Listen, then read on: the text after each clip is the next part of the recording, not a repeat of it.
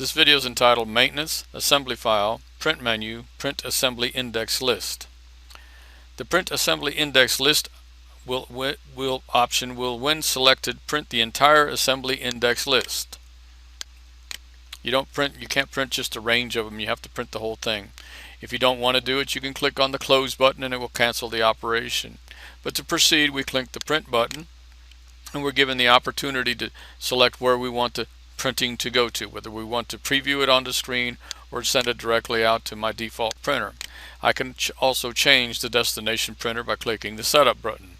I'm going to just allow it to go to the preview, so I click OK. The program goes out and prints it and displays the complete list of items in the assembly index list.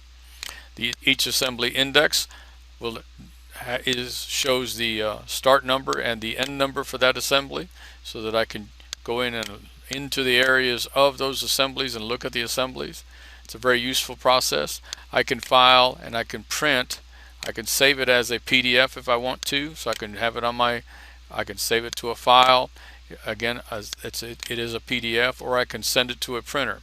That's why I just go ahead and print things to the preview, and then once I've got it previewed and analyzed, I can also print a selected page. I don't have to print the whole thing, so that gives me a lot of options that I would not normally have if I sent it directly out to the printer. This concludes the Maintenance, Assembly File, Print Assembly Index List video.